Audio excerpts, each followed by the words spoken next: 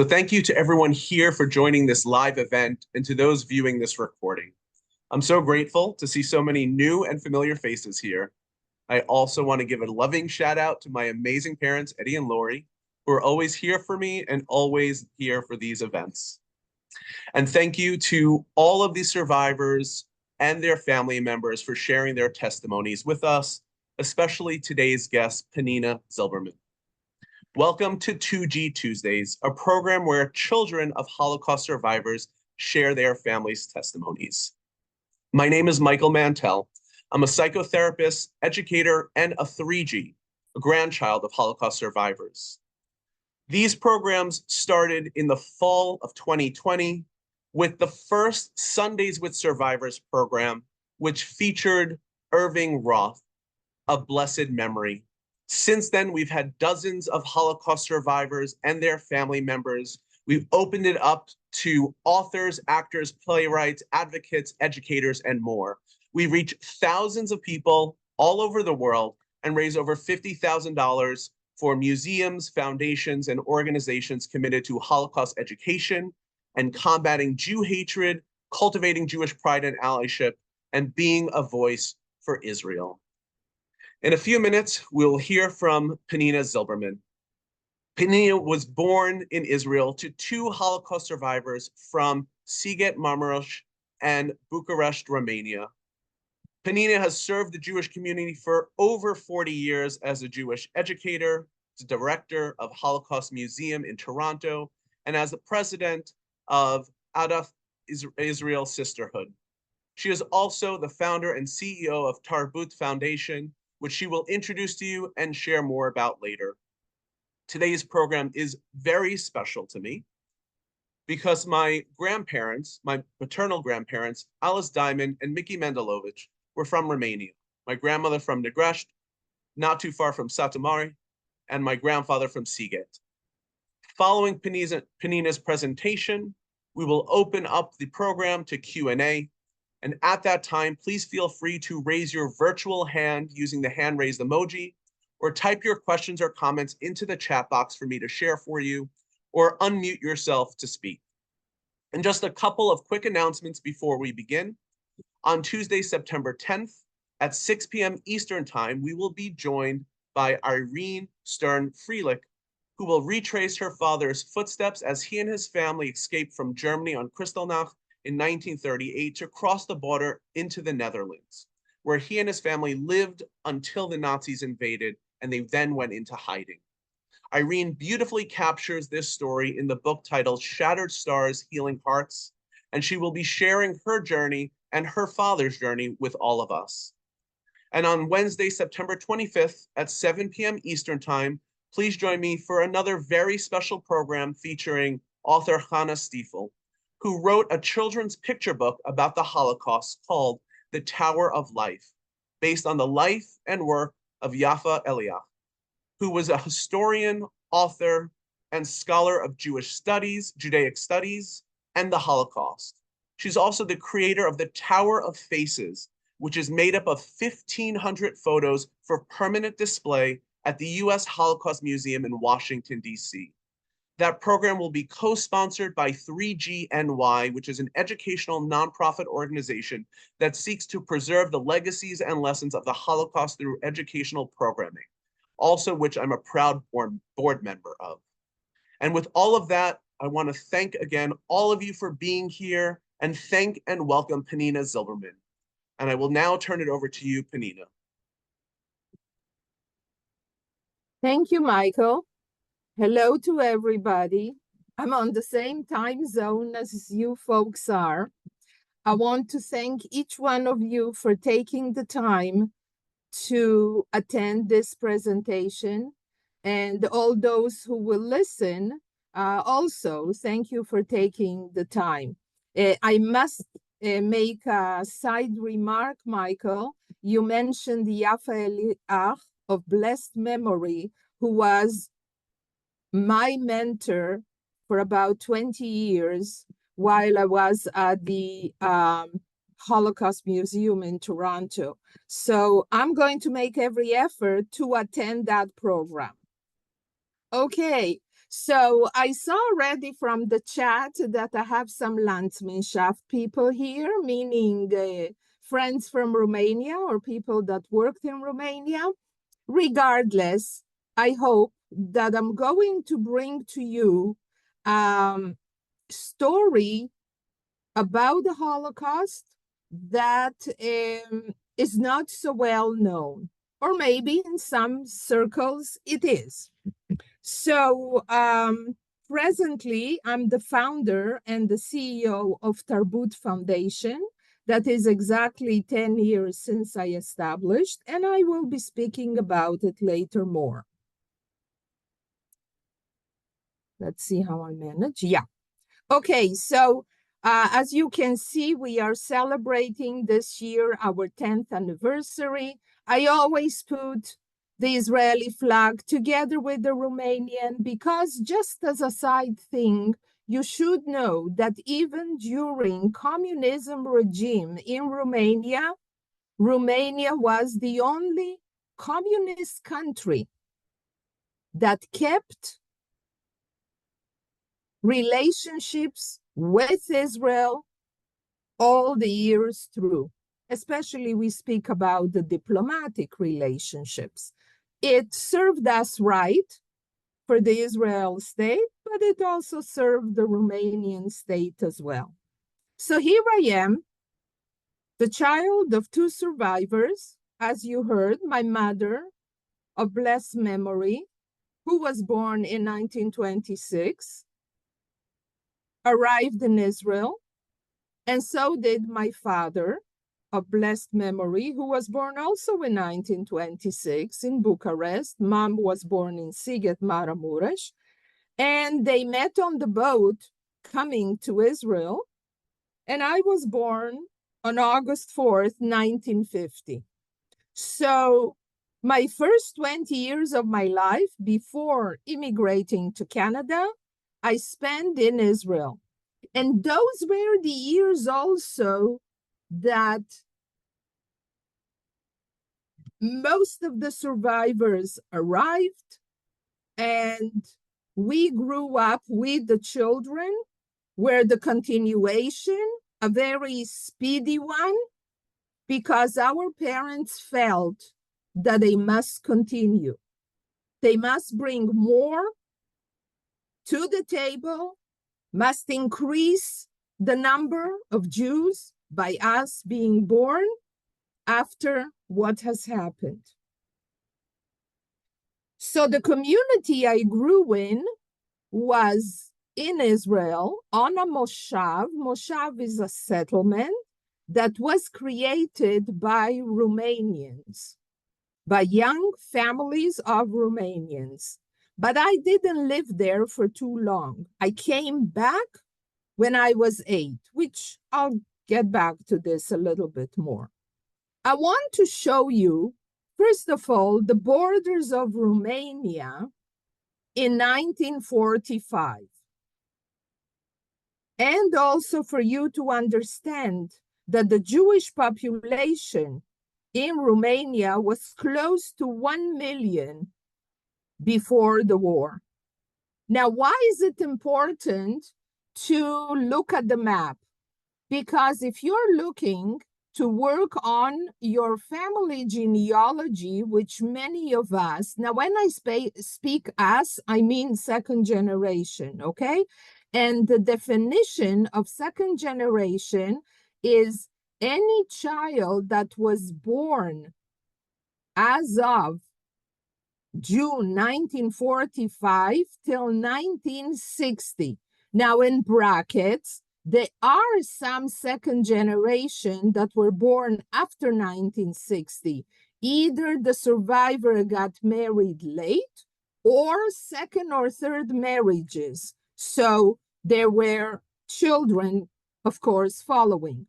So why is it important that we see the map? So when you look for family members or do genealogy, for example, as a matter of fact, last week I was at the International Genealogy Conference in Philadelphia.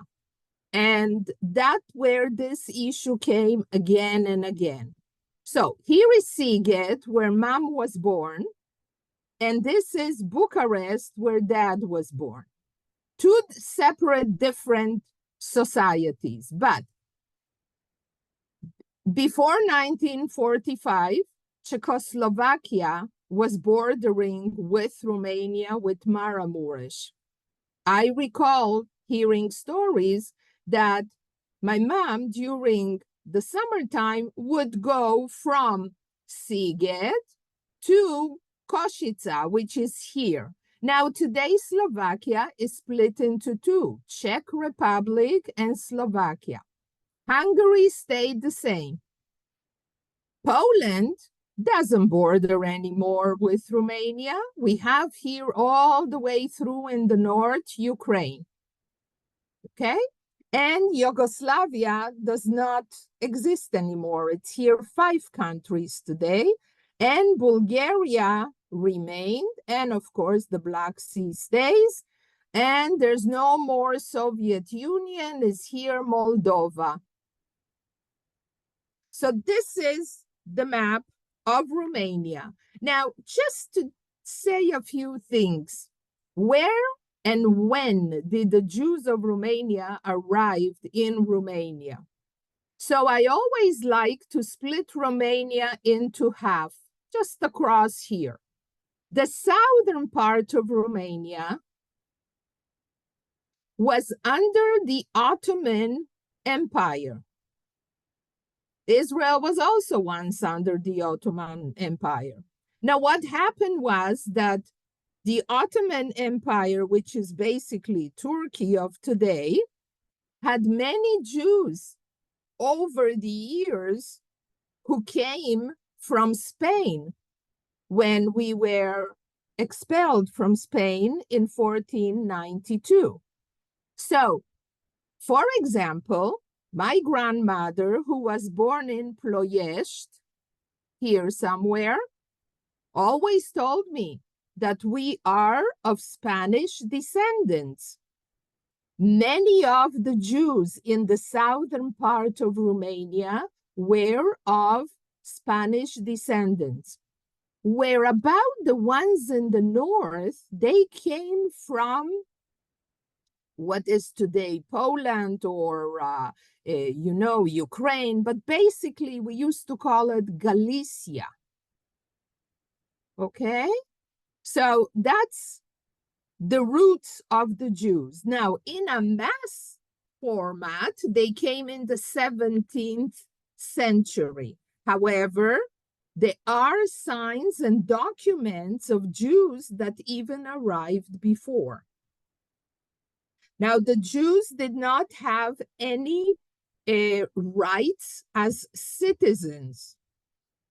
However, during World War I, they still participated, even though they did not have their rights.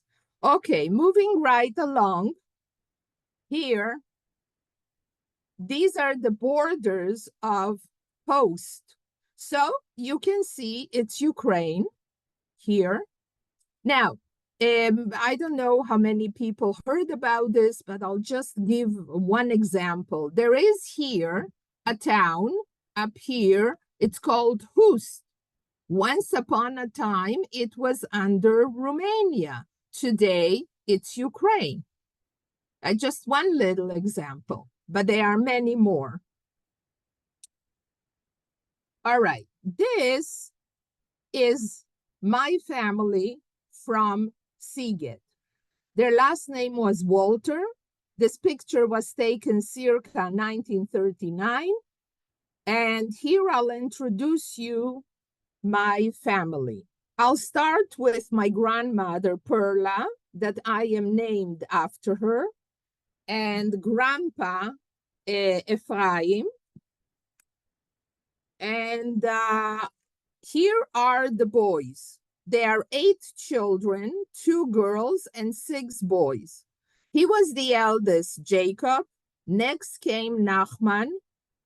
Then came my mother, her sister, and the 4 boys. I do have the 4 boys' names, but I do not know to put the face to a name. And that reason, and here I'm starting to touch on second G issues, is because I could never ask my mother. Any questions that I would think or want to ask my mother, she immediately would choke and start to cry. So which kid is going to speak to his parent so that she should start crying, right? So I know the names, I have them listed. They are also on a matzeva, on a monument of Nachman in Israel at the cemetery. And but I don't know to place them. So my mother is Shari, her sister is Agi, and he is Nachman. I do know that his name is Joseph. I'll introduce him shortly. So these three, Nachman was older than my mother. Then my mother was born in 26, and Tamar in Hebrew, or Agi, was born in 29. Now you can see that there is a difference here between these two boys and the rest of the kids. And the reason is because Grandpa, as I mentioned already, served in the army. He was away for 7 years.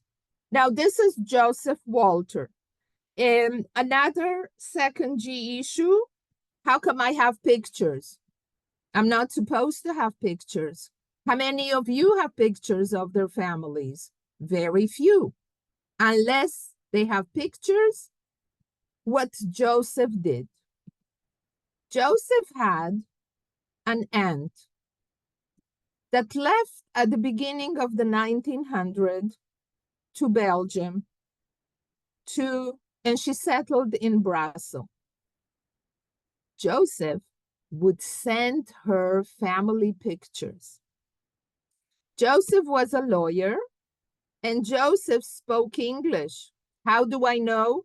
He was very smart from a geological point of view. He wrote here, I don't know if you people can see, for a keepsake from your affectionate nephew, Joseph Walter.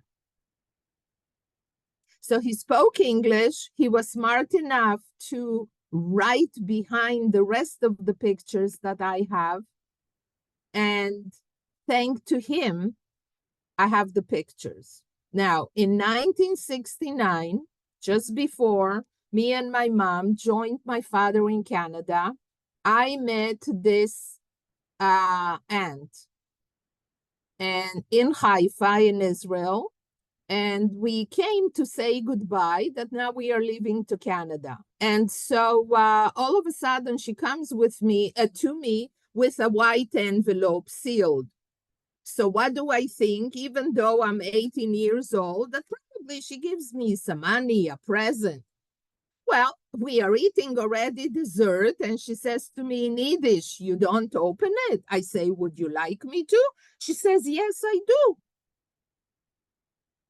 And something happened. In the envelope I had, or I found, 12 pictures. Of course, my mother was next to me, and she is looking, and she sees for the first time her family, the picture that I showed you of the family, this one, since she was deported. So it was a big shock, but somehow we managed to pass it, and we continued. Again, I'm thanking Rosie, that's the aunt, for her inheritance that she gave me, and of course Joseph, that he was smart enough to pass them. Now, I told you about Grandpa, who was a soldier, and this is a picture. Again, he sent them after, of course, because he wasn't born at the, no, he was born already, but he was a baby. And this is taken from a book of Jewish people from Maramuresh who served in the army. And of course, it was the Austrian-Hungarian Empire, because North Transylvania was under the Austrian-Hungarian Empire until 1918, when Romania became independent. Now, North Transylvania deportations started very late, between May and June 1944. In North Transylvania lived close to 150,000 Jews, and barely 10,000 returned. Now, I want to tell you something. We play with numbers. In one book, you will see 160, in another one, you'll see 15. The bottom line is, my dear friends, is that we lost many, many people. And in some cases, whole families, that there's no one to replace them, nor to say Kaddish for them. So it is what it is, what has happened. Now, how come that the Jews in North Transylvania are deported so late? It's June 1944. And in January 1945, Auschwitz is liberated by the Red Army. So what happened here? I told you that in 1918, Romania became independent. Hungary was always feeling bad that didn't get enough land from North Transylvania after the war.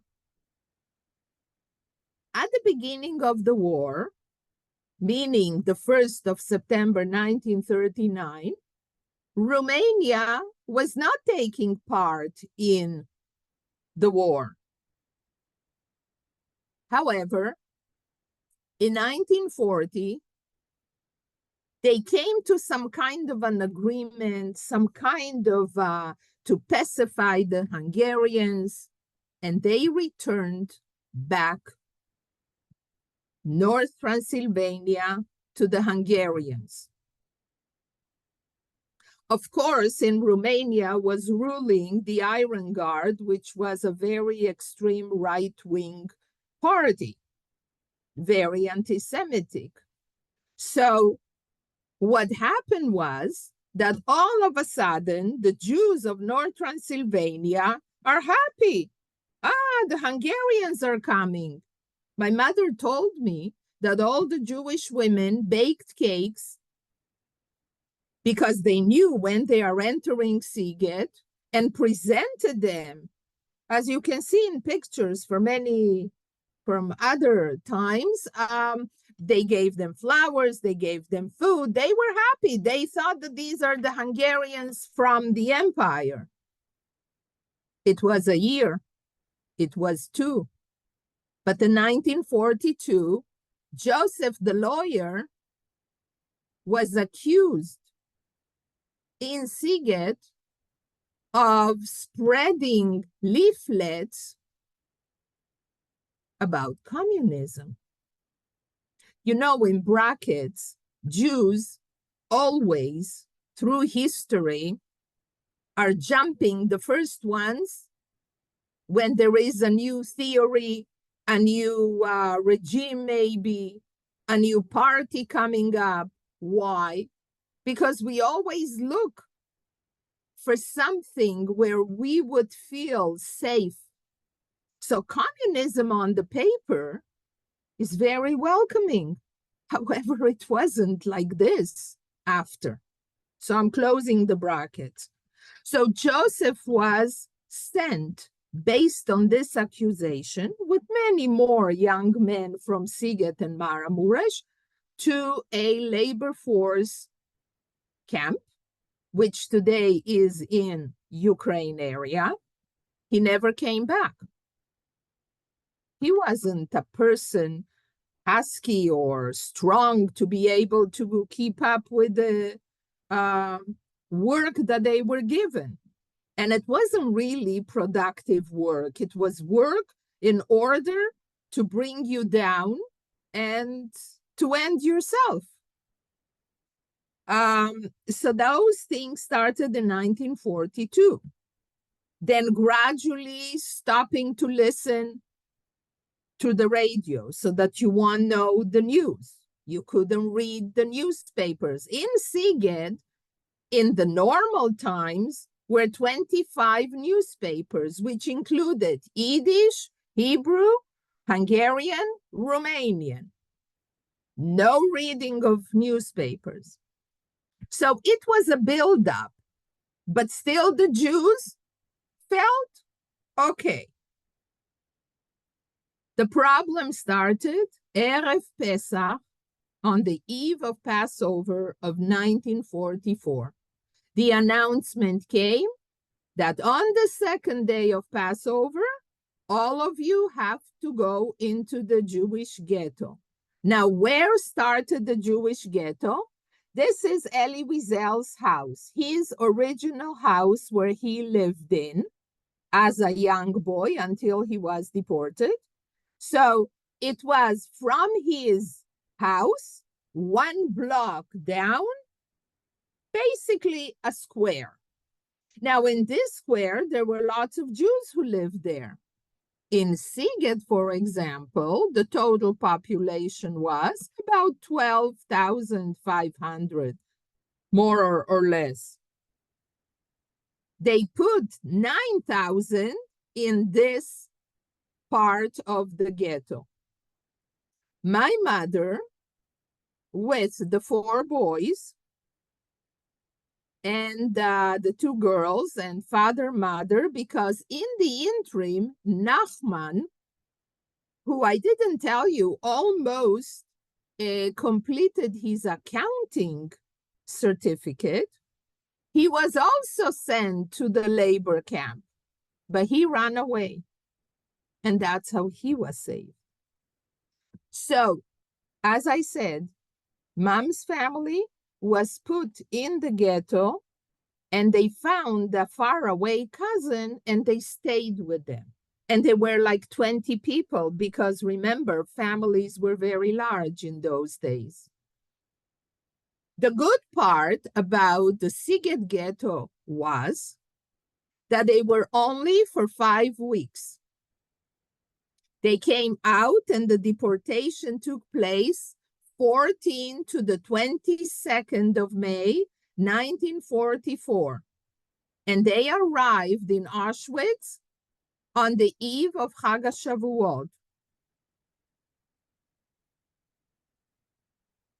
So this is what has happened. Now, today, the house of Elie Wiesel is a memorial museum to the Jewry of Maramuresh. If you never read this book, Night, this is an old cover. Now they have fancier covers or whatever. It's a good idea. You should read it. It's only 100 pages, very detailed. Elie Wiesel wrote the book first in Yiddish. Then he had a friend in Paris when he studied at the Sorbonne who was a priest. And the priest suggested write it in French, meaning to translate it, basically. And so he did, and the rest is history. I had the honor and the pleasure to meet him, and his son, Elijah, also visited on our last big meeting just before the corona in 2019. And 2 years ago, they received a grant, the museum, and they put here the story of the Szeged community on panels outside in the garden. And here is a bust of Elie Wiesel.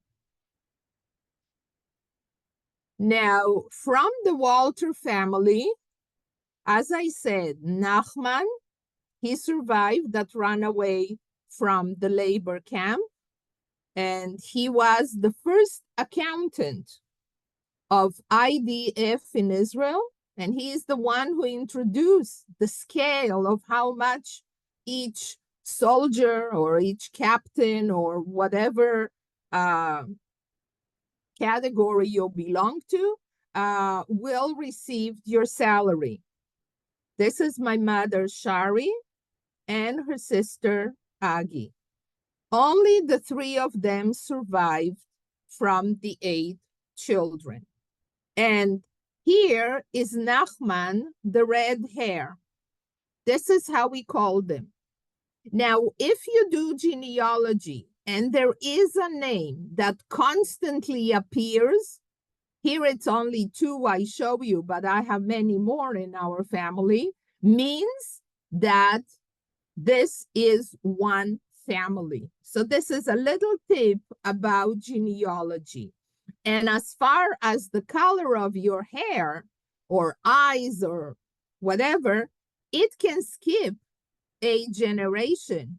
My mother of blessed memory wanted me to have this red hair. Well, nobody has, none of my grandchildren either. And she had beautiful green eyes. So I make sure and I tell my children and grandchildren, remember, if somebody comes with red hair is born or green eyes, belongs to us. Okay, now I'm going to introduce the other grandparents. Yanku, which means Yaakov, and Elise, which is, she used to call herself Esther. Zilberman, that's in Bucharest in the mid-30s. And you can see that these are 2 separate families. So I'm just going to talk about marriages here as far as second generation. Our parents got married for different reasons. I already said continuity, the fear of being alone. They met somebody from the same town, so it felt comfortable. You have to keep in mind that many of the survivors were the one and only one remnant from a very large family. Our families were very large, either because really they had 8 or 10 kids, or because of second marriages, because medicine was not advanced and many of the mothers after birth would die. So those marriages of our parents were not always ideal. So if we lived with parents that there was no really love there, very few really understood what love means. Keep in mind that a child pre-war, the philosophy was, you are here, but we are not going to hear you. In other words, a child was physically in the room, but he or she did not have any right to ask questions or to comment or anything. So here we have parents who are bringing up children after a trauma experience, and they themselves don't know exactly how to deal with each other. So in a way, it's a miracle that we are normal. And we can be the way we are. Now, I always look at myself and say many, many thanks to these grandparents. Usually, a child of Holocaust survivors did not have grandparents. Like I didn't have my grandparents, Perla and Ephraim. But I did have Yanku and Elise because they were from Bucharest, from the south. and the southern Jews were not affected. They were not deported.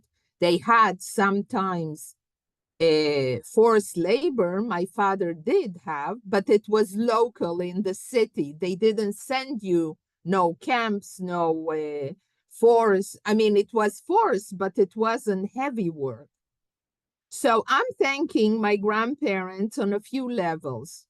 As I told you, I was born in 1950. My parents were in the Moshav, on the settlement. Grandma says that grandma spoke 5 languages. As a woman that was born in 1902, she studied history and culture and etc., etc. Grandpa was a tailor, but a high-class tailor. He was one of the 3 tailors of the king in Bucharest. So thanks to her, I learned the Romanian language to read and write and speak, of course. And this is a gift for me. This is how I look at it. She also instilled in me the culture of the Romanian people. She was not an observant woman. She would go to the synagogue on Rosh Hashanah and Passover. Grandpa Iancu, who came from the city of Piatra Neamț in the northern part of Romania, was observant, was the only boy in with 5 sisters. He had his bar mitzvah, and right after, unfortunately, his father passed away. So because of these 2 individuals, I do what I do actually in Romania. I'm able to do. It's in memory of my mother's family and all the Jews of Maramuresh, but I am able to do it thanks to them. Now, I told you grandma was not observant. She went to a school of girls, something similar to what the high society in England is sending the boys or the girls. They used to have a school like this in Romania that was called Pension. Her parents had a lingerie factory, and she traveled a lot. As I said, she spoke languages. And in Bucharest, there is a cafe, a coffee house, and a hotel by the name of Capsha. It's still there today. It opened in 1880 something. It's at the corner of a very famous street, Calia Victorii, which is the Victoria Boulevard. And this, I just took a picture to show you what's happening inside. Now, I go to Romania since 1998. And I did see the place on the outside in 1998 when I was in Bucharest. It was closed for 10, 15 years. Now they reopened it, and it's a very hip place. First of all, the cakes are unbelievable to start off, and so does the coffee.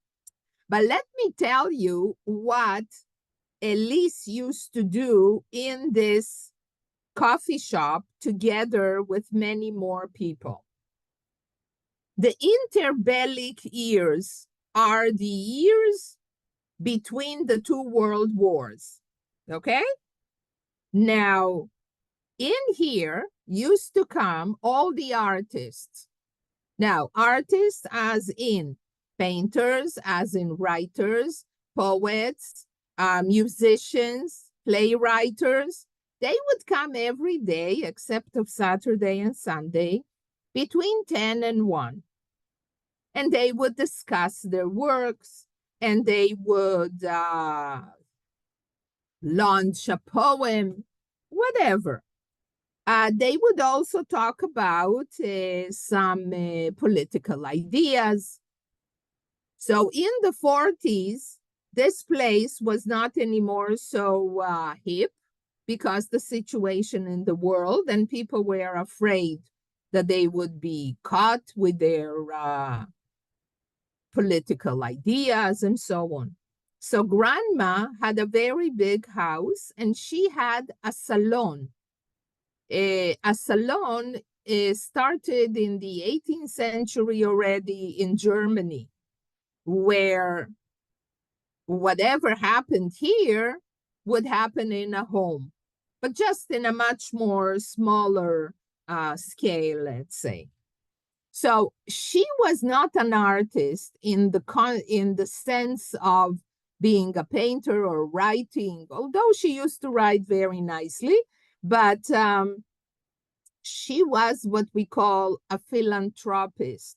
So she supported a specific Armenian artist who she would serve sometimes as his model, but also she promoted his art. And we are the only family that have outside of Romania in big quantities his work. So I said that in southern Romania, in Bucharest, it's okay, we can use this map, was not, people were not deported. Now, I must say that on January 21st, 1941, there was a pogrom in Bucharest. In Romanian, we say București, but it's Bucharest. And I have to tell you here a small story. I said that Grandpa was one of the tailors of the king. But they were also mingling by being assimilated, mingling in the high society. So about 3 weeks before the 21st of January, 1941, the chief of police of Bucharest came to Grandpa and said, it's going to be something against the Jews. I don't know when. I will let you know. But when you get the word, you're going to go in your basement, you take food for a couple of days, water, you go down there with your 2 sons and your wife. And he left. Yanku told Elise, and they were waiting. And then finally, about 2 weeks later, a young officer from the local police came and said, tomorrow night. They went down. Oh, and another thing the chief of police said, I requested that they don't touch your house. But if you hear that they break the windows, don't go up. He got the message. The officer said tomorrow night. They went downstairs and they stayed there and they heard the screaming and the shooting and the breaking and everything. On the 4th day they came up. Their house was not touched, like the story of Pesach, when God skipped the Jewish houses. That's how their house was skipped. But the sight outside and the stories that they heard were beyond sadness. So this is what happened in Bucharest. One pogrom that the Iron Guard did it. Now I'm going to take you, we talked about North Transylvania here. Now I'm going to take you to another area that was called here Bukovina. We saw it in here. You see Bukovina? All this brown, okay? And here you're going to hear about deportations of Jews that happened in 1941, October 1941. And these deportations were not done by Nazis. And the same thing was also in North Transylvania. You know, usually Romanians say, oh, no, we didn't do the Hungarians. No, it's not true. It's Romanian and Hungarians pushed most of the North Transylvanian Jews. There were no Nazis there. They didn't come to do the dirty work. They gave the local police and gendarmes to do it. Now, here in Bukovina, the same thing. The Iron Guard decided to take all the Jews from Bukovina and to move them to an area that was a former army camp of the Russians that was called Transnistria. It's a whole area here that was called Transnistria. Trans means over, and Nistria, there is a river here that's called Nistru. So it's over the Nistru, over the river. As I said, it was October. In October in this area are terrible, horrible rains, cold. It's in the north, so sort of the winter starts early. Men, women, children, elderly were simply marched to these places. Now, in Transnistria, they were close to maybe 30 sub camps, but there were no real houses. There was no water. There was no sewage. There was no food. So most of the Jews who were deported to Transnistria died of hunger, disease, some shooting, mass graves.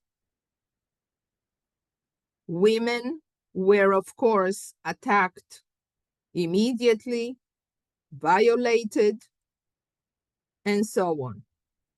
So you can see the numbers. However, in this whole big mess, some children were saved. Thanks to a group of Jewish and non-Jewish women from Bucharest who collected money, clothes, and opened here in Bucharest a home for children, something. And the government was willing to transfer them and bring them to Bucharest. And so a couple of thousands of kids were saved. Now, Dr. Felicia Steigman, this is her Romanian name, from Vatra Dorne, from here. And then she adopted the name Carmeli in Israel, wrote the first book about Transnistria, and North America was introduced to the story of Transnistria with the assistance of the present ambassador of Romania to Israel, Professor Radu Ionid. So when there was 50 years to the anniversary from 45, that's when she launched the book. Another book that she wrote, by the way, this book is out of print. She self-published it. And then she wrote her own memoir, Across the Rivers of Memory. This book can be ordered from the Azrieli Foundation in Toronto. Azrieli Foundation is publishing memoirs of survivors. They have a specific format and so on. Tarbut has translated the book to Romanian. I'll get back to that topic. So this is Transnistria. So we had a Holocaust deportation on the west side. We had here in the north. And I'm coming now to the city Iași. I'm sure that some people that are here tonight have roots in Iași. So Iași had a pogrom in June of 1941. Remember, pogrom in January, 6 months later in Iași. And beside the pogrom, they also had the terrible idea of packing people into trains, and we are not speaking about human trains, but animal trains, and taking them on a ride, a very slow ride, in the very hot months of July, from Iași all the way to Câmpulung and back. And they would open it, no water, no food. They would open, excuse me, whoever was dead. They took them out, and the rest, they continued. Some people jumped and survived, but not too many. The same thing was also a pogrom in Iași. A very attacking situation was, again, in the yard of the police, by the police, literally shooting live people, bringing them and shooting them. Today, in the same yard of the police is the local museum and a special section to commemorate those that were murdered in that pogrom. Okay. Now, here we see, and I'm coming to a subject of survivors' secrets. This is my mom, and this is her first cousin, and another picture of her cousin here. Now, there's a difference. Here, it's the first year I came in 98, and this was like 20 years after.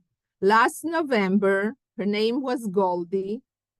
Goldie passed away.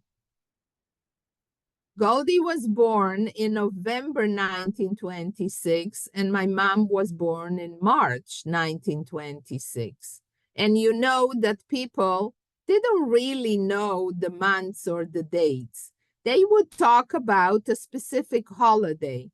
So my mom always spoke about Purim, because in March we celebrate Purim, masquerade, we make Hamantashen and so on. And Goldie will talk just before Hanukkah, because it was on the 31st of November. This is how people were speaking. Now, why am I using the word secret?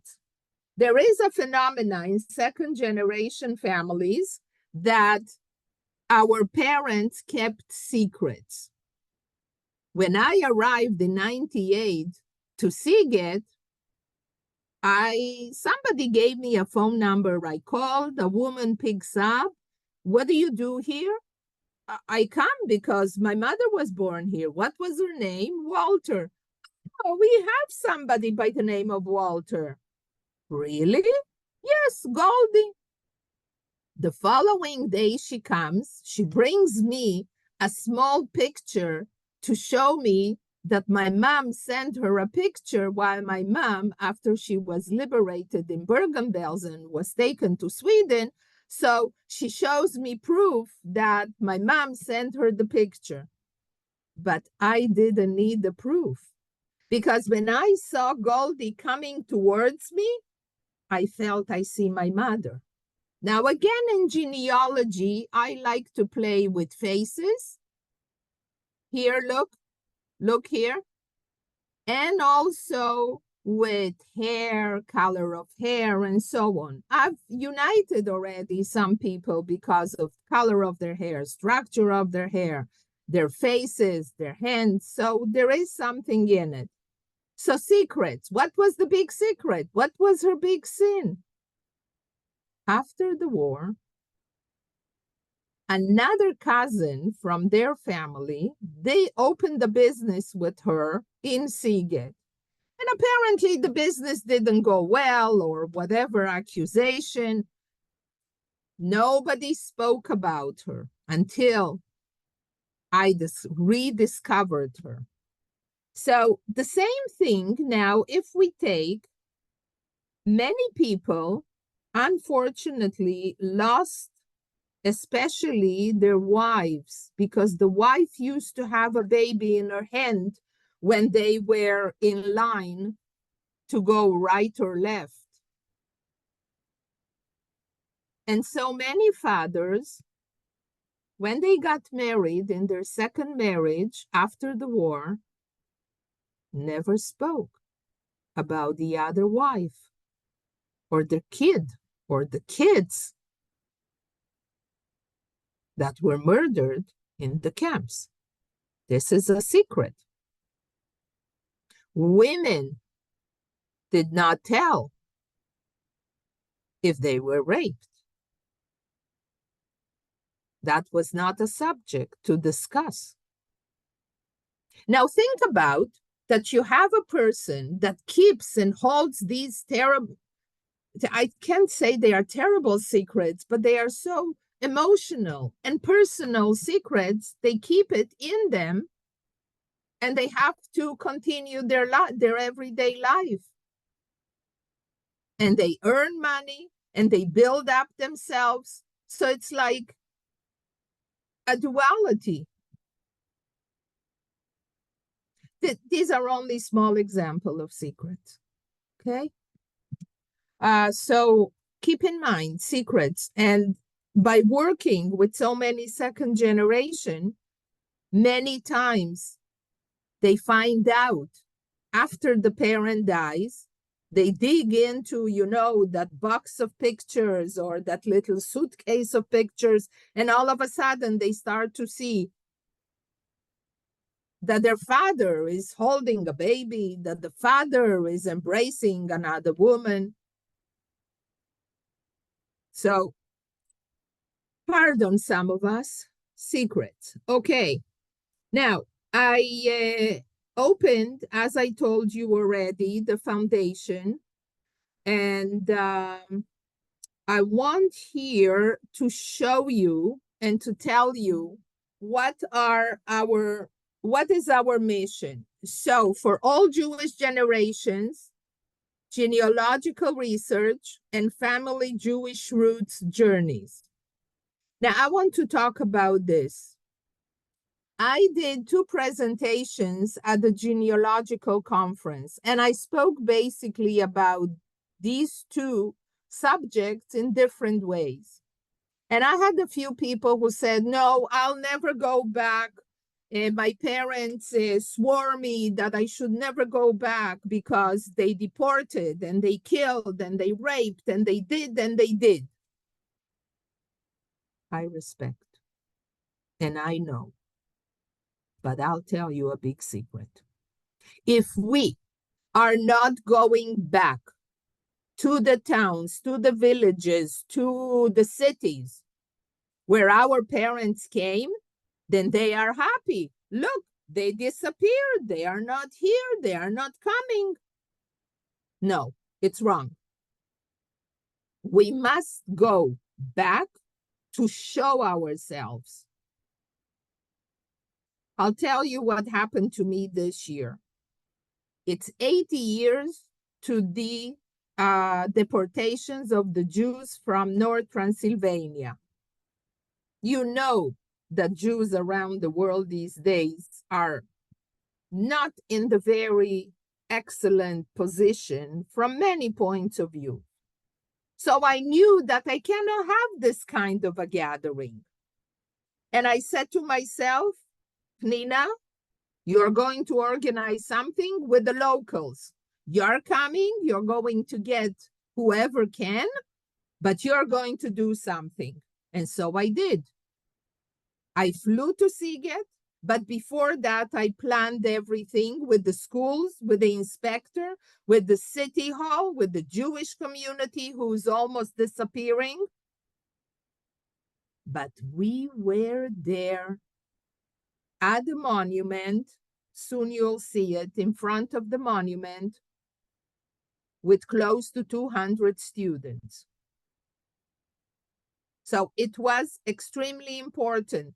So the media came, the newspapers wrote. I made sure that we are there and they see that we didn't forget and we missed a year or something. So this is what we do for the Jews. Now for the locals, a new thing happened. As of last year, grade 11 high school students must learn about the Holocaust 1 hour per week. So they roughly, in a school year, they get about 30 hours. We teach methodologies about the Holocaust for the teachers. Most of the teachers teach a frontal lesson, and these students are not any longer for frontal lessons. They need something else. So we are bringing some other ideas and so on. Now, one of the things that we do is translating English and Hebrew Holocaust content to Romania. Now, why do we do that? Not that we are trying to insult, God forbid, the survivors who stayed in Romania after the war. The reason is because the communist regime used to censor the books. So we are talking nowadays about distortion. Well, they, of course, distort the whole story because nobody spoke about the Holocaust or about Judaism during communism times. So we bring, in the 10 years, we are now on the 5th book. 2 are coming up in November. One that's a translation from English and one a translation from Hebrew. And Tarbut is giving them free to the teachers at various seminars or to school libraries. And teachers use the book in order to teach about, for example, the book about Transnistria of Dr. Felicia Carmelli is being used really as a text for learning. Now here you can see some interesting pictures. Here is Avraham, may he rest in peace. Since he visited, he passed away. He went, we of course organized, here you can see a little bit of me, in Botiza, a small village. And he obtained, this is the register, he obtained his birth certificate. Here I baked chalot with a group of teachers in a specific city. And this lovely poster is at the entrance to the council house at the city hall in Siget with old pictures of Jews who survived or who did not survive, but were the citizens of Siget. This is the monument that I told you about, was erected in 1948. It is on the piece of land where was once the synagogue, the Orthodox synagogue. This is where we hold our commemoration ceremonies. And I finished, thank you, mulțumesc in Romanian for those who know. And you have all the information here. We welcome donations. All the donations are being put back into the foundation for programs for the students. All the revenue from the trips are the same thing. This information you will get from Michael. Now, what we are going to do now is Q&A. Don't jump, all of you asking. Michael will monitor it, and I thank you very much for listening. So everyone, you're welcome to ask questions by either typing your questions or comments in the chat.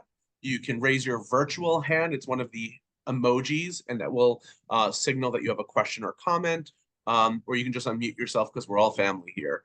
In the meantime, I always have a lot of questions to ask, and I also have other people who've shared their questions with me to ask. So first, I just want to say again, thank you so much for sharing. You've had your life dedicated to working in Holocaust education and for especially in the Romanian Jewish community. So thank you for everything that you do and for taking the time to do this for us. You and I have been speaking for a while, and you were gracious enough to make this work because you are now in East Coast time. So thank you. So just want to ask a bunch of questions. We'll start off with the Romanian Jews and their experience pre-Holocaust, and we'll work our way, and then also your experience. Again, anyone can chime in here if they have any questions during, and we'll just take it from there. So what were the Romanian Jews' understanding of the Holocaust? Because I think many of us know that they were sort of late in, for example, roundup and deportation, and a lot of what happened, the atrocities came later to the Romanian or Hungarian Jews. So be more specific, please, Michael. Well, trying to understand what Romanian Jews knew was going on in other countries. I get it. Okay. Excellent question. In the book of Elie Wiesel Night, there is a story that Moshe the Crazy came back one night. Now, he did not live in Sighet. He lived in one of the small villages around, and he was taken to the labor force camp. And there, I did mention about mass murders. Now, with mass murders, you know, to be a survivor, you never ask, how did you survive? When I worked at the Holocaust Museum and survivors will speak to the students, I always told the survivor, you have the right not to say the truth or to say exactly, because there are things that some of the survivors did, and there is no way to judge them, but that's how they survived. So here is a tip for survival. If you were put in lines in front of a pit and you were shot from the back, if you were in the first line, you had the best chance, the first three lines had the best chance to survive, because the shot of the gun or gun machine would hit the most the ones that were at the back. So Moshe the Crazy, after 2-3 days being in the pit, and excuse me, full with blood on his clothes and on everything, knocks at the door of Elie Wiesel's father, because Elie Wiesel's father was a high member in the Jewish community, in the local Jewish community. And of course, he says, who are you? I don't recognize you, nothing. Well, finally, he listens to him, but nobody wanted to believe. Nobody wanted to believe. So this is what has happened. Even when they were taken to Auschwitz, they didn't know they go to Auschwitz. The train from Sighet, as I told you, the Romanians and Hungarians were pushing them in the train, taking them until Košice, which is in Slovakia.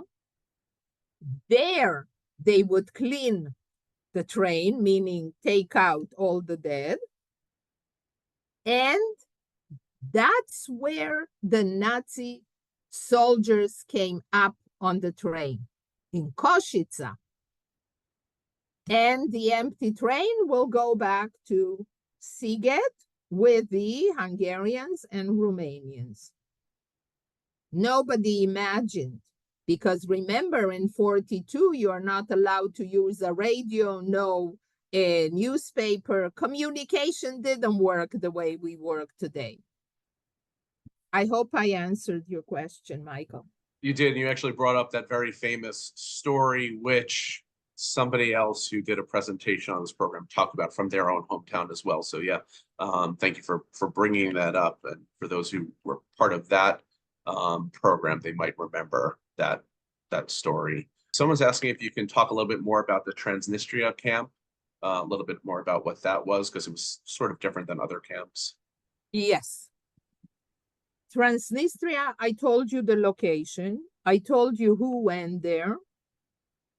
And what we have to remember is, again, there were no crematoriums, there were no gas chambers, and still so many people died.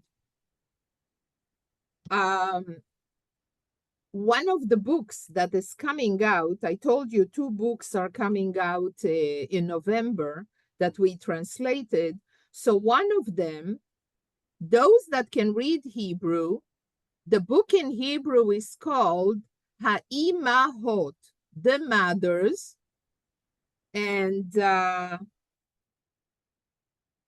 book speaks about the structure and the hierarchy that was in Transnistria. Now, you see, my dear friends, we discover some things that we don't like to hear and we don't want to believe. For example, in Transnistria, if you were, it's only discussing women, okay? If you were a single mother or you were a single woman, a divorced or a widow, you were among the first ones to be either shot, starved, raped. There were classes, excuse me. And that's how people were treated. So Transnistria was a terrible, terrible place. You know, I want to tell you a little bit of a story that brings some hope. See, I didn't tell you that one of the things of second generation is some of us take the victimization and put right here on their forehead, and that's how they live. Well, when I was, and most of the kids around me and families were of survivors, I made my decision that I'm not going to be a victim. I said, since my mother survived, I understood already what happened. And since my father survived, then I'm very special because I wasn't supposed to be there. So I'm going to find a mission and I'm going to do something already at that age. And I have to thank not just my grandmother, but I had an excellent teacher in primary school. So I am saying that we need to stop to feel the victimization. And yes, our lives was not excellent under our parents. Some of us went through physical abuse, emotional abuse. I went through emotional abuse. My father used to scream and yell and always compare me with, I don't know, another kid on the block. I was a one kid to my parents. And some of us even went through sexual abuse. And as much as we don't want to hear, it did happen. By an uncle, by a neighbor, because there were no babysitters and parents wanted to work. So, you know what, Moishi? Why won't you watch my little girl, boy, whatever? Okay? But we cannot keep the trauma with us. We must move forward. We must adopt something. And even if we are second generation in our 60s or 70s, whatever, we can still contribute. We can write a family story. We can mention, we can volunteer at schools and talk. If we don't have a story, we can tell the story of our parents or even one parent. Now, I want to tell you a story about Transnistria that Felicia told me. Felicia was 7 years old when she walked in Transnistria with her mother and father and grandma and grandpa. Grandpa passed away right away. Grandma survived, and so did her parents. They were middle class. The father had a store, and here she is in Transnistria. She started to smoke at 9 years old. No food, but they had cigarettes. And every day, her mother said to her, "This is the little carriage of your doll. I want you to take this carriage to the other side of the camp." And every day she used to gather other boys and girls, and she'll push the carriage. And where are you going? To the other side. When she arrived to the other side, somebody would take the carriage for a few minutes and then give it to her back. And she went back to her parents. She didn't know what was in the carriage for many, many years. She basically transported ammunition to the resistance or partisans that was on the other side. So what does this story teaches us is the hope and the persistence and the resistance that we are not going to give up. Thank you. Thank you for sharing that. You know, you bring up something really incredible. This idea of holding on to trauma, the narrative of victimhood. My father also had, he had a tough life growing up. It wasn't easy. He's one of the most remarkable human beings I've ever met in my life. Thank God I get to call him father and friend. And he stopped whatever he went through, not to pass it on to us. I mean, I'm not normal, but that's okay. You know, I do my best. But I mean, he, incredible. And I always say, like, if I can have a little bit of the positivity and goodness that he has in his fingernail, I mean, both my parents, but his parents were Holocaust survivors. So the fact that as a 2G, I don't know, it's got to be part of his constitution also, but there is so much there that 2Gs really did have to go through that 3Gs like myself, grandchildren, were shielded against, so it's incredible. So I'm just bringing that up because it makes me think about that from what you shared. There's a lot there that I think we hold on to the trauma and try not to pass it on. And it's not easy. And I also wanted to ask you, speaking of your parents, how did your mother reunite with her siblings? And did she know, and do you guys know what happened to the other siblings or family members? To the others, very simple. They were in the wrong lane and they disappeared. She never saw them from the minute that they came off the train. Now, my mother was 3 years older than her sister. They came down off the train and that's where they were separated, and she held to her hand. Now, I loved my aunt. She was a very adventurous. She was a very open-minded when I met her as a woman, but as a child, she would run away from home and go to the city. She never went to a school because she would always be found in the market of Szeged. So my mother knew who she has the business with, so she held her. They were together in the camp. They would walk 5 to 6 kilometers. For those who have been to Auschwitz, you know, you pass the bridge to go to Birkenau, where was a factory of ammunition, which affected, of course, at a later time in their lives, their health. And so they would work there together.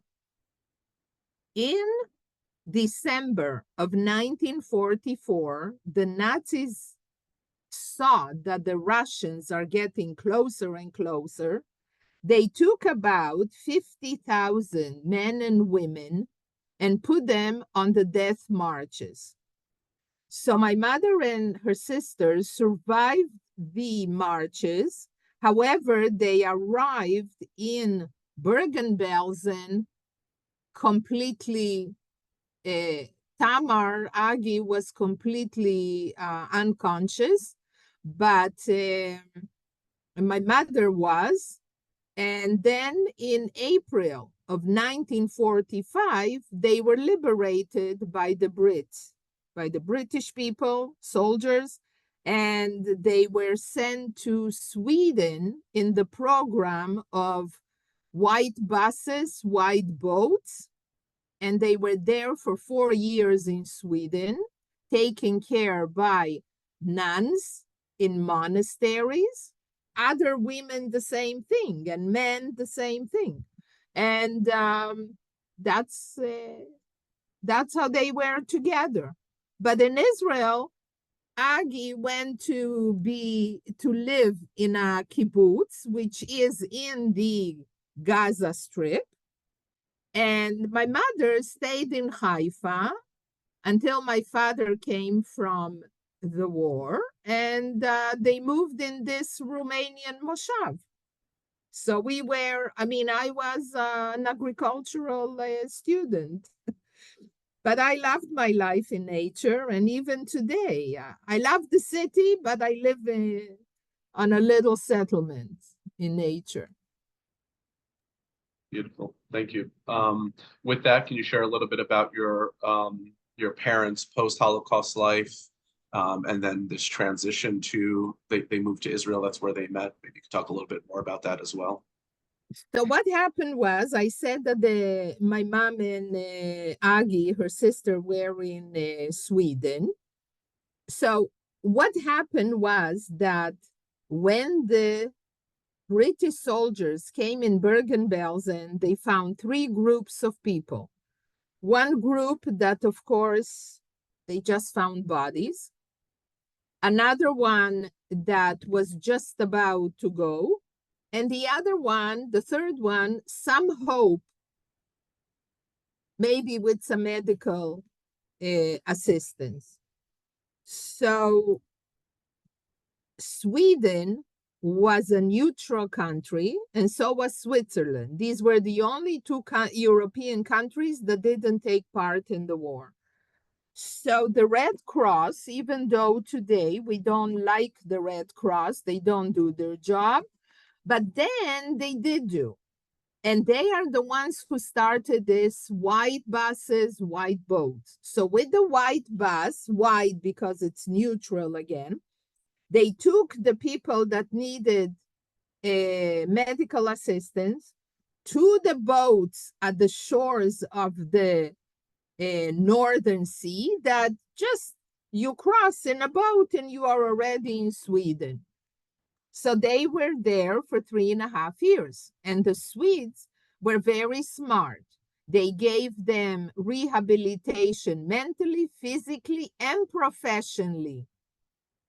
They would ask, what's your profession? And they sort of tried very hard. Now, most of the women in the Maramurish area were dressmakers.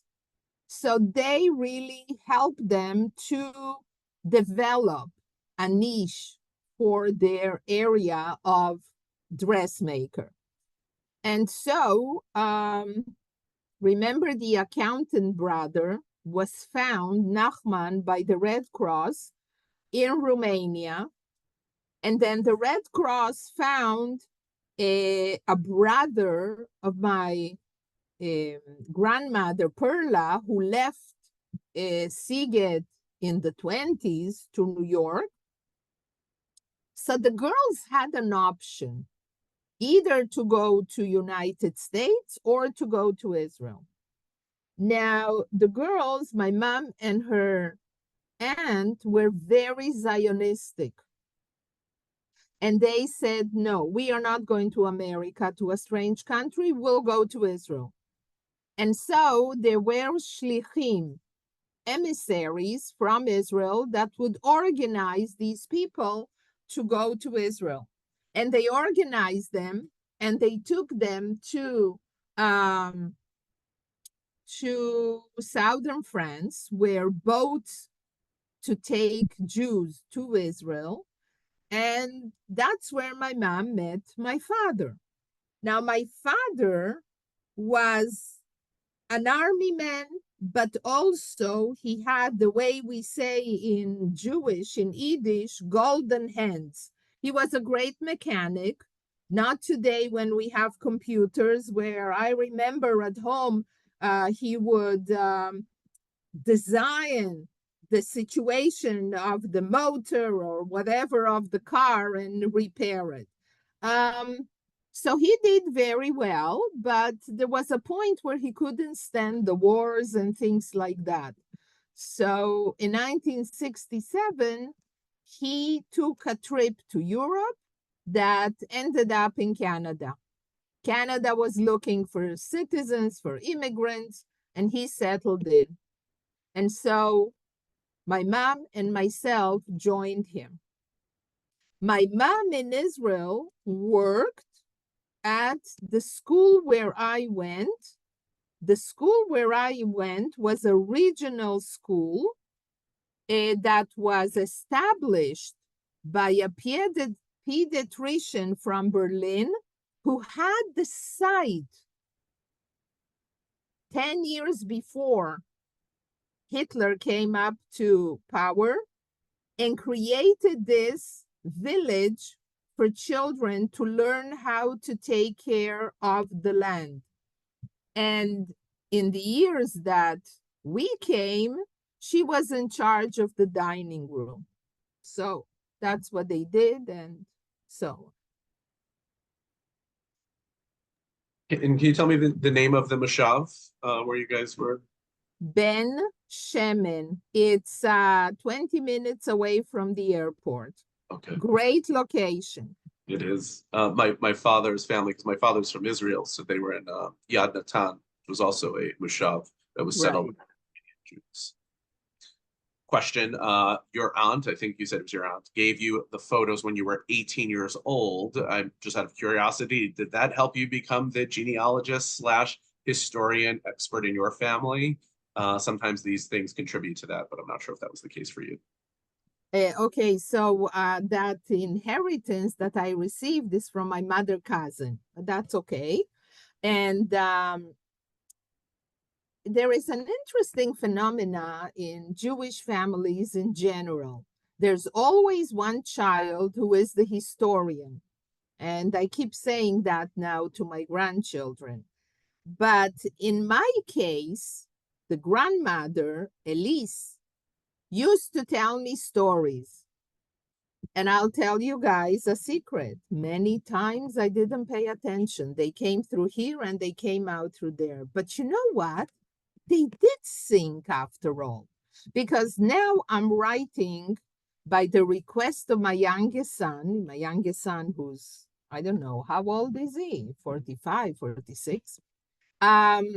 He requested, he said to me, you know the whole history, the names, everything, start writing. So I started to write during the Corona.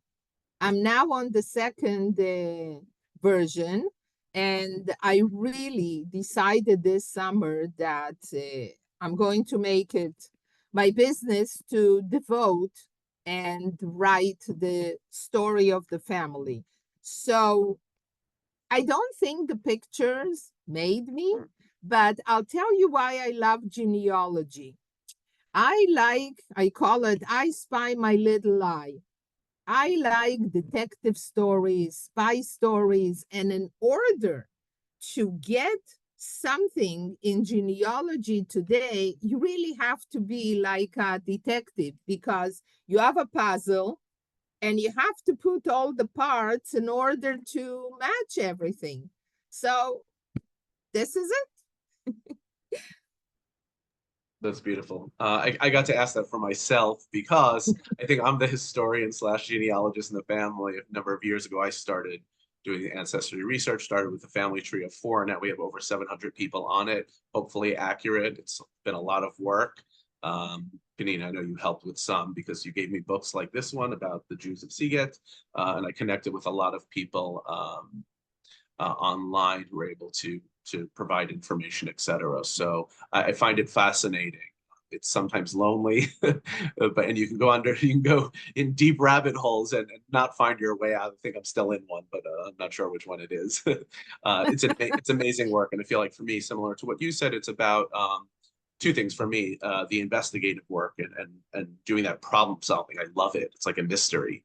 And it's also a connection with the past, the people I'd never had a chance to meet because they were taken away from us, and just a connection to the Jewish people and finding my place in this world. So for me, it was very similar, but I love it. So good to know, and I agree. It's usually just one in a family. Want to ask you now, what was Romanians' role in the Holocaust? You shared briefly a little bit about it. It wasn't necessarily the Nazis who did certain things. It was in Romania, but curious to know Romanian government's role and if they've taken responsibility or accepted responsibility for the fate of the Jewish people. And if so, when did that happen?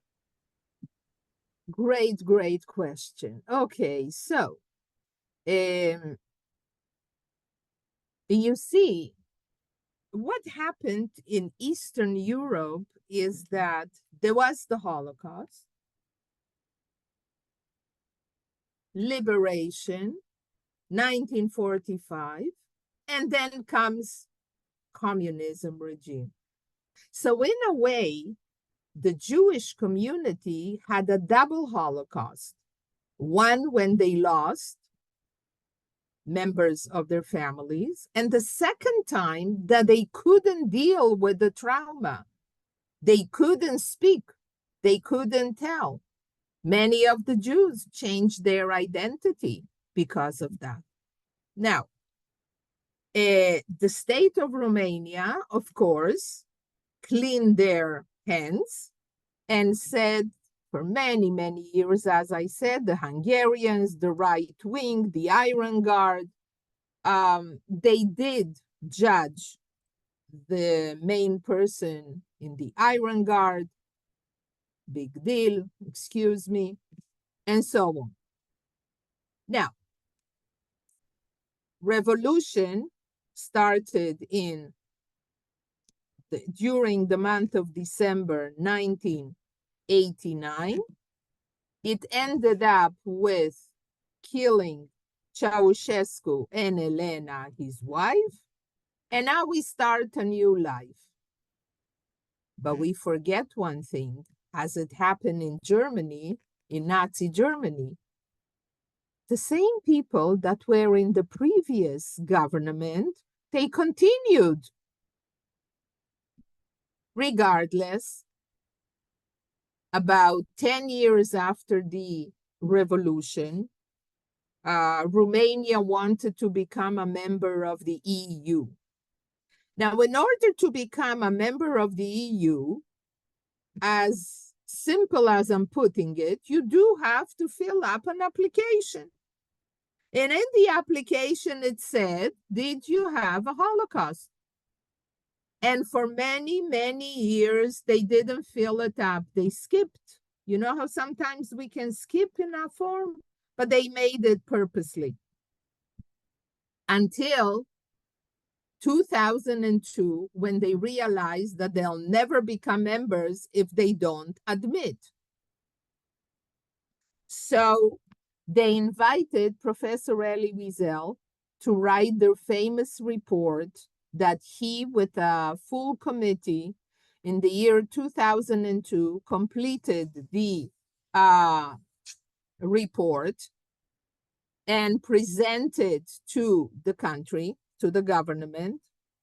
And as a result, in 2004, the day to observe the Romanian Holocaust was established in the parliament. And the day that they chose is October the 9th. Remember, I told you deportations from Bukovina happened in October? That's why they chose this is the date that is observed in Romania. The way we have Yom HaShoah, they have that day, the Holocaust Day. So they became members of EU. You can see I mentioned that as of last year, it's compulsory to teach. So takes time. But in US, there are also states that don't have it yet as part of their curriculum. So these things take time, depends which party sits in the parliament, who pushes, etc., etc. So we are pleased that now it's they took responsibility. However, there are still things that we Holocaust educators are not happy. For example, there was an author who in his writing made specific parts in his literature that are against us, simply anti-Semitic writing. He has a street named after him. And the Institute of Elie Wiesel in Bucharest is trying very hard constantly. Nothing yet happened. His literature is being taught in the schools. Nothing yet has happened. So these are the things that are still going on. We got a lot of work to do. Someone asked, what is his name, this author? Yeah, I know. I can send it to you. I'm sorry. That would be great. I can't remember. That's okay. Somebody did ask about the plight of the Jews in Satu Mare. So, which is also of interest to me because my grandmother is from the Gresh, not too far from there. Do you know anything about the Jews of Satu Mare in that area in Hungary/Romania? Well, they were deported exactly as everybody else. By the way, at the train stations of all the cities in North Transylvania, in 2014, the Jewish Federation has put together a sign that appears at every train station, and there it says how many Jews were deported on what dates and so on. So every Romanian person that goes to the train station without even thinking, it hits him and reads or doesn't read, but it's there as a fact.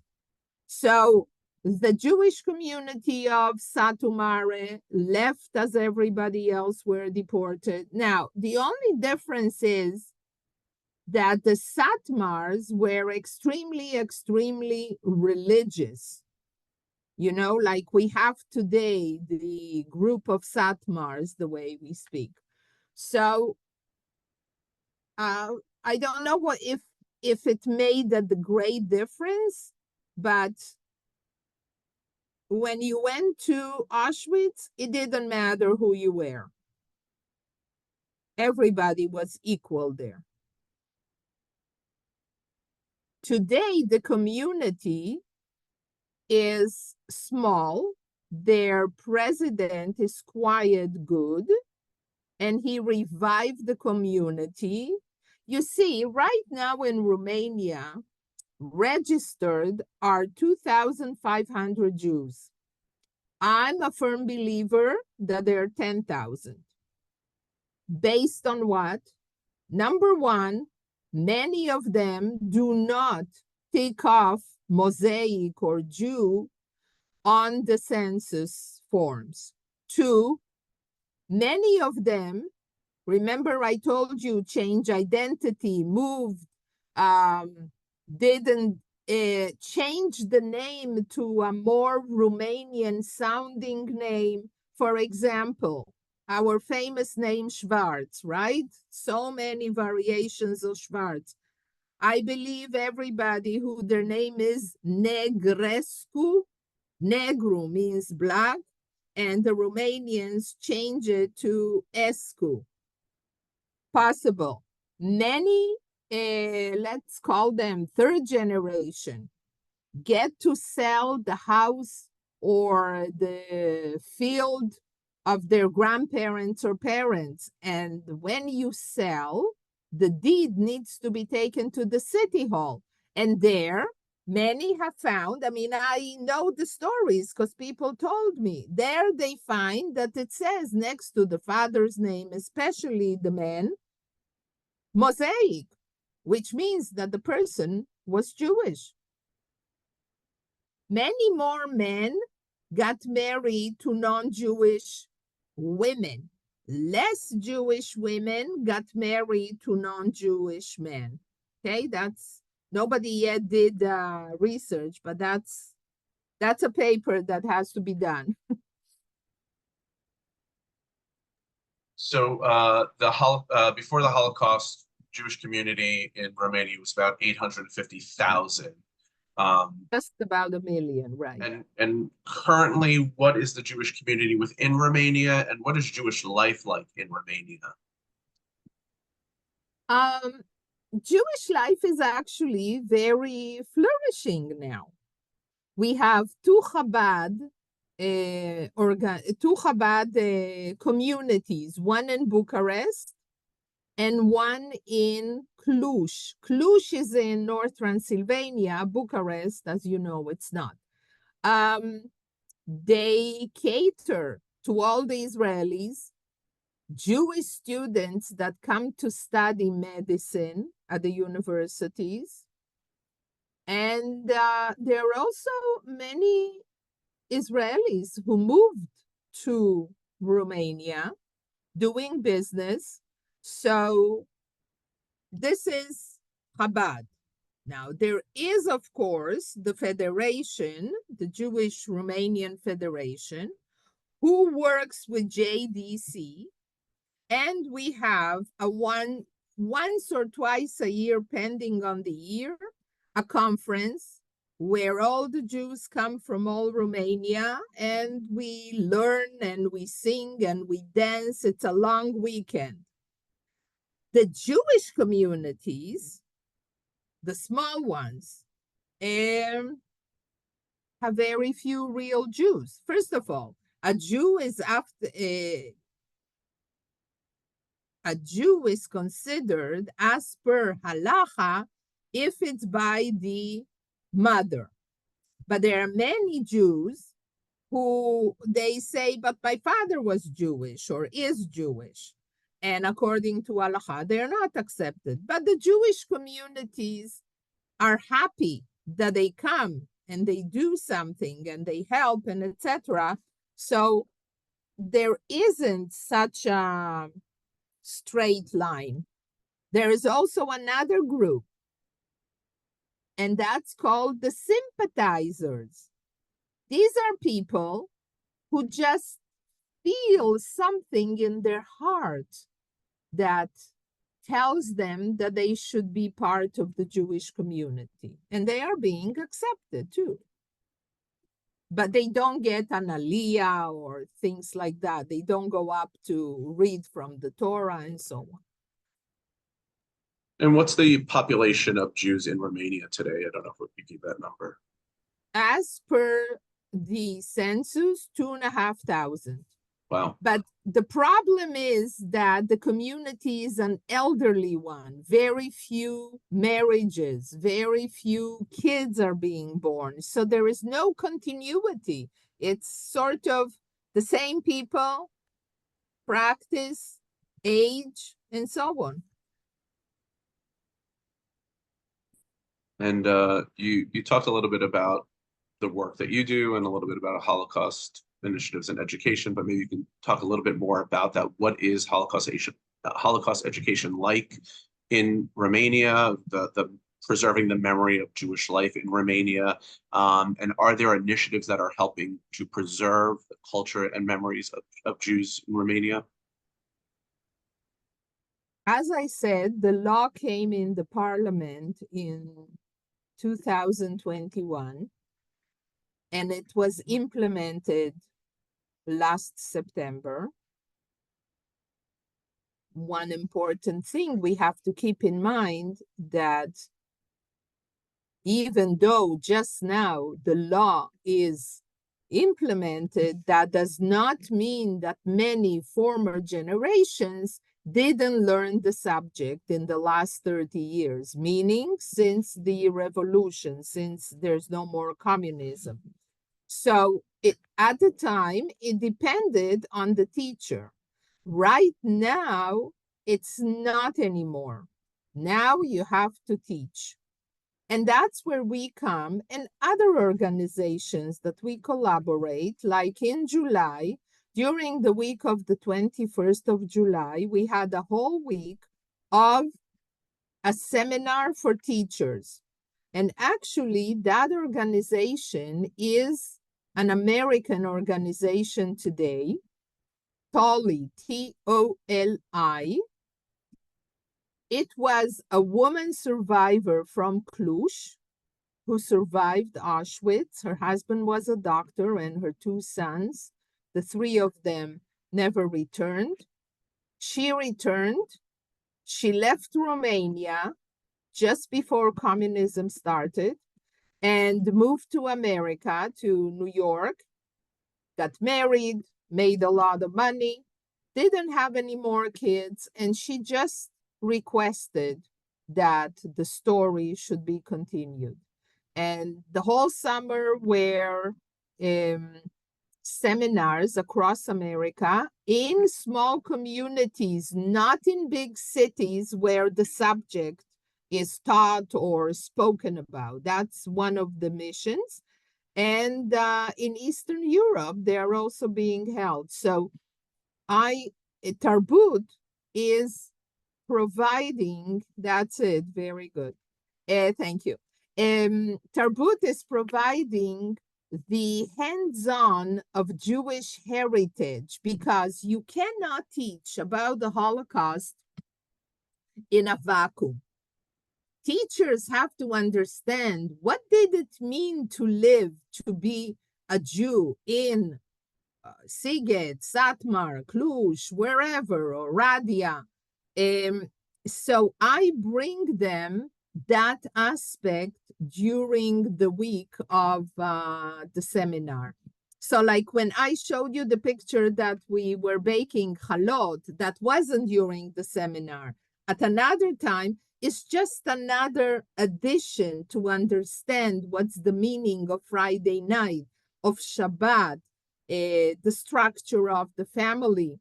Because if you just teach about the Holocaust, number one, the pictures that are being portrayed as Jews are horrible. I never let anyone, anyways, from my seminars to show these kinds of pictures. And the second thing is, we are referred as insects and not as human beings. So anyways, all this all together is what we are bringing: the Jewish heritage, the background, the structure of the family. Yeah. Now, there is an organization in Europe, initials AEPJ. It's initials from the French language, that take care of they basically perpetuate the Jewish heritage across Europe. Tarbut is a member. I sit on their board as well.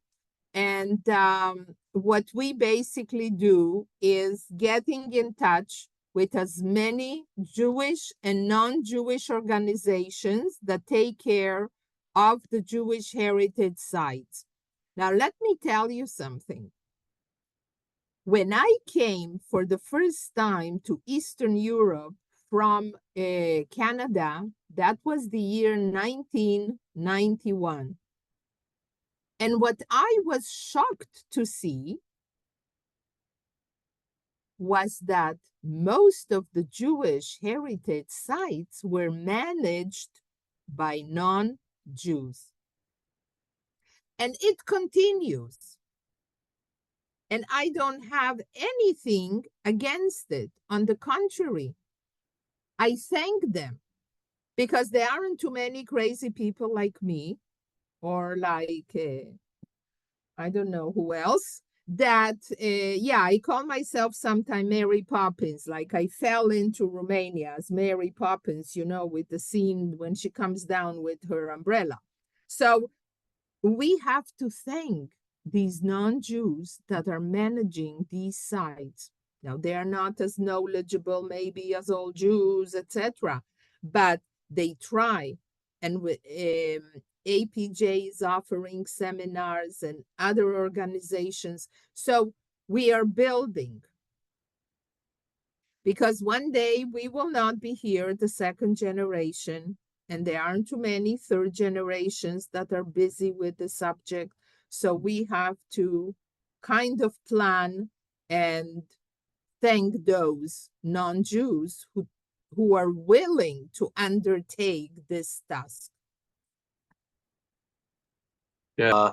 So I was going to say just the plug for the work that you also do these heritage tours for families to come back to their hometowns, but also you're doing so much of this educational work with non-Jews in Romania. You know, I'm curious. You've sort of shared a little bit about the reception or the response to that work from teachers, et cetera.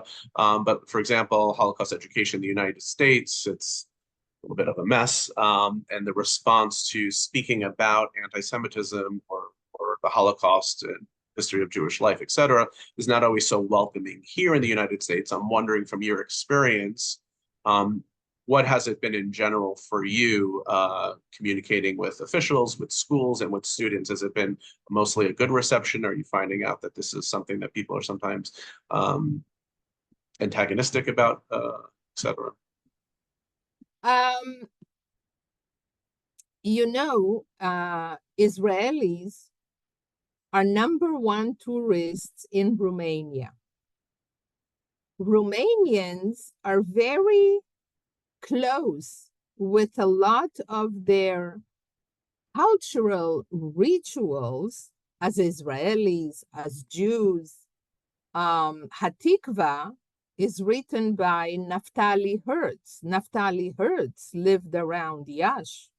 Not too many know about it. The Hora is the Romanian Hora.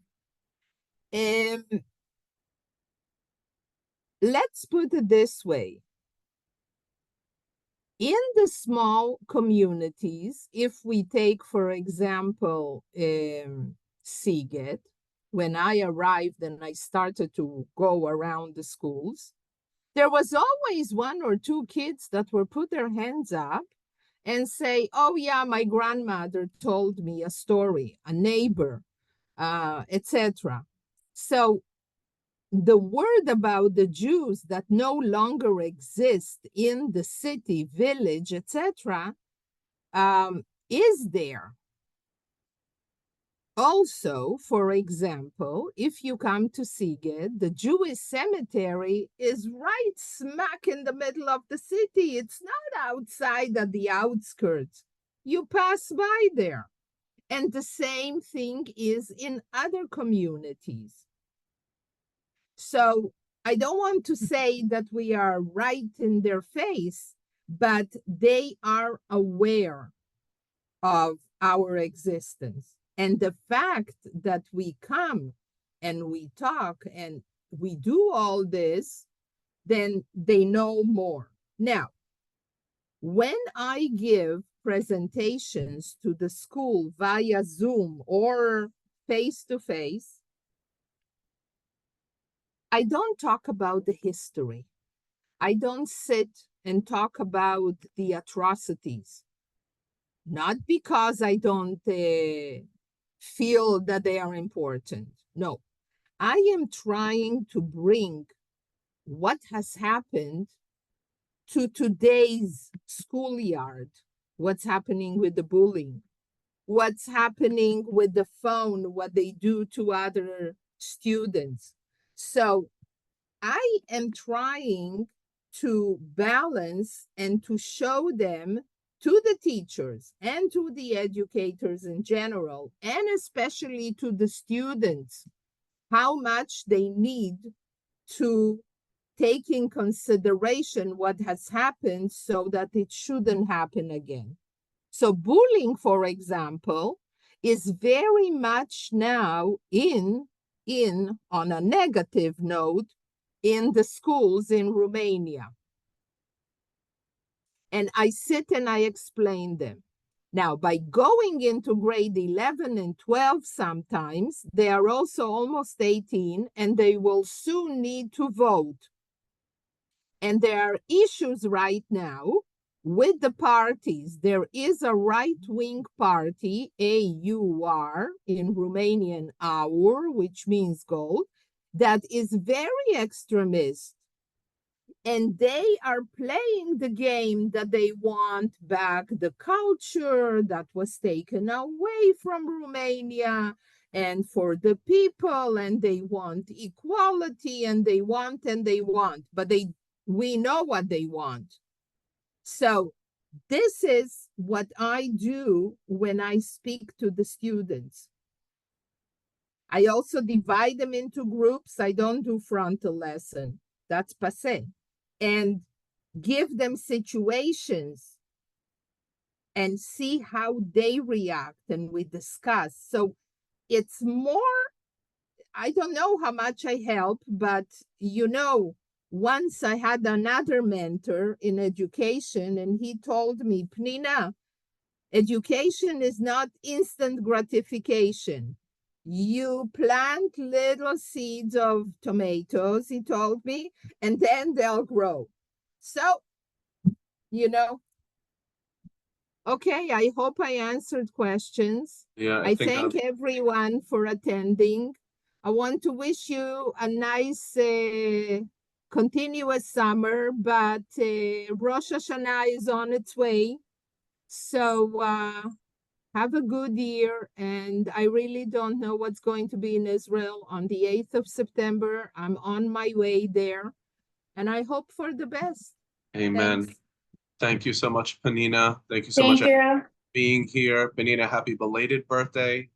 I hope we have a beautiful one for all of us. May it usher in peace here in Israel for the Jewish people and people all over the world. Thank you all for being here. Hope to see you again on September 10th and September 25th. Take care. Be well. Bye. Bye now.